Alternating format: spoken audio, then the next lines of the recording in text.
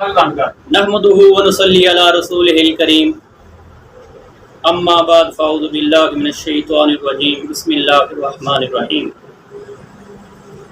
الصلاۃ عماد الدین۔ سامعین محترم، آج کا میرا عنوان جو ہے وہ ہے نماز کے متعلق۔ عبادات میں نماز کی بہت زیادہ فضیلت ہے۔ حدیث شریف میں ہے، اللہ کے رسول صلی اللہ علیہ وآلہ وسلم نے فرمایا کہ نماز جو ہے وہ دین کا ستون ہے۔ ایک حدیث میں اللہ کے رسول صلی اللہ علیہ وسلم نے فرمایا کہ نماز جو ہے وہ مومن کی معراج ہے۔ ایک حدیث میں اللہ کے رسول صلی اللہ علیہ وسلم نے یہ فرمایا کہ میری آنکھوں کی ٹھنڈک ہے نماز۔ اب سامعین محترم، بڑے دکھ کی بات ہے کہ ہم لوگ نماز سے دور ہیں۔ چاہیے تو یہ تھا کہ نماز جس کے بارے میں اللہ کے رسول صلی اللہ علیہ وسلم نے بہت زور دے کر فرمایا کہ نماز قائم کرو، ہم نے اس کو چھوڑ دی۔ اگر ہم نماز قائم کرتے، 5 وقت کی نماز پڑھتے، اللہ کے سامنے جھکتے، تو اللہ سے مانگنا ہمیں آ جاتا اور اللہ کا قرب ہمیں مل جاتا۔ نقصان امت مسلمہ کا یہ ہوا کہ امت مسلمہ نے خالق کو نہیں پہچانا، جس وجہ سے بے راہ روی کا شکار ہوگی۔ اگر خالق کی پہچان امت مسلمہ کو ہوتی، مخلوق کو خالق کی پہچان ہوتی، بندے کو اپنے اللہ کی پہچان ہوتی، میں سمجھتا ہوں کہ جو اللہ کے قرب کا ذریعہ چیز تھی بندہ وہ نہ چھوڑتا۔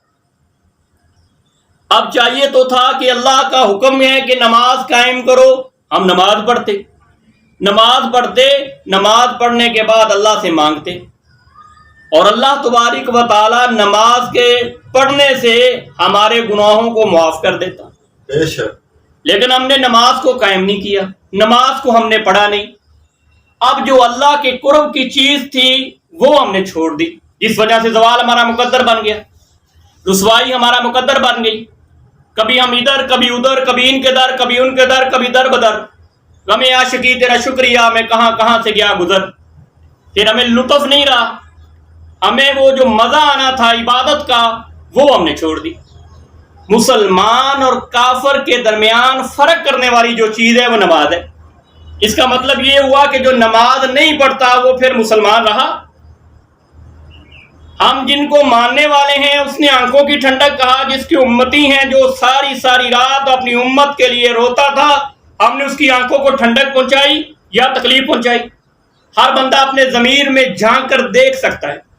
اگر ضمیر میں جھانک کر ہم دیکھیں تو یہ روز روشن کی طرح عیاں ہو جائے گا کہ ہم نے اللہ کا حکم چھوڑ دیا، اور اسی وجہ سے ہم نے اللہ سے مانگنا چھوڑ دی۔ ہم پھر ندا جگہ اور جگہوں پر کرنے لگے، مناجات ہم اور جگہوں پر کرنے لگ گئے، ہم اوروں کے آگے جھکنے لگ گئے۔ جو ایک کے آگے جھکتا ہے وہ در نہیں جھکتا، جو ایک کے سامنے سر جھکاتا ہے وہ کسی اور کے آگے نہیں جھکاتا، بے شک وہ ہے اللہ۔ صحابہ اکرام جو تھے وہ نماز کو چھوڑنے سے کفر سمجھتے تھے، کہ نماز جو چھوڑتا تھا وہ اس کو کفر سمجھتے تھے۔ امام شافعی رحمۃ اللہ علیہ نے تو یہ فرمایا کہ جو نماز چھوڑ دے وہ کافر ہے۔ امام احمد بن حنبل نے فرمایا، اور امام شافعی رحمۃ اللہ علیہ تو یہ کہتے ہیں کہ تارک نماز کو قتل کر دیں۔ امام ابو حنیفہ کہتے ہیں کہ جو نماز چھوڑے اس کو اب سے دوام میں رکھا جائے، توبہ کر لے تو چھوڑ دیا جائے۔ اب سامعین محترم، ہم نے نماز کو قائم کیا یا نماز کو چھوڑا، ہر بندہ اپنے گریبان میں جھانک کر دیکھ سکتا ہے۔ میں کسی پہ تنقید نہیں کرتا، تنقید ہمارا مقصد نہیں ہے، ہمارا مقصد صرف اصلاح ہے۔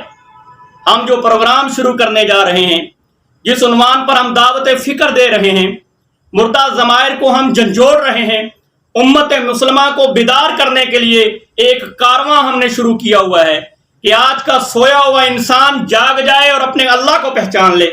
اسی کے سلسلے میں یہ دعوت فکر ہے، یہ سوچنے کا شعور ہے، یہ دیکھنے کا معیار ہے۔ میرے ملت کے جوانوں، روشن ضمیروں، میں آپ کے مردہ ضمیروں کو جھنجھوڑ کر آپ کے دل پر دستک دے رہا ہوں کہ خدا را اس کو سیریس لیجئے، خدا را اس پہ غور کیجئے، خدا را اس کو قائم کیجئے، खुदा अपने अल्लाह से सुलह कीजिए। जिस बंदे की अल्लाह से सुलह हो गई उसका ओढ़ना बिछोना इबादत मकसद हो जाएगा। वो मस्जिद में जाएगा, उसके दिल में मस्जिद में जाने के बाद वापस आने का दिल नहीं करेगा। अब हम पहली तो बात है हम पढ़ते नहीं, अगर हम पढ़ते हैं तो उसमें भी ठगी मारते हैं, उसमें भी धोखा देते हैं। 5 मिनट हम दुकान बंद करते हैं और गाहक को कहते हैं भाई गाहक मेरा इंतजार करना, मैं नमाज पढ़ के अभी आया। अब 3 मिनटों में इशा की नमाज हो जाती है, 2 मिनटों में हम जोर की नमाज पढ़ के चले जाते हैं। पहली तो बात है अक्सर तबका तो पढ़ता ही नहीं, और जो पढ़ते हैं उनमें भी बाद लोग ऐसे हैं जो अल्लाह से धोखा करते हैं। हकीकत में वो अल्लाह से धोखा नहीं कर रहे होते, वो अपने आप से वो धोखा कर रहे होते।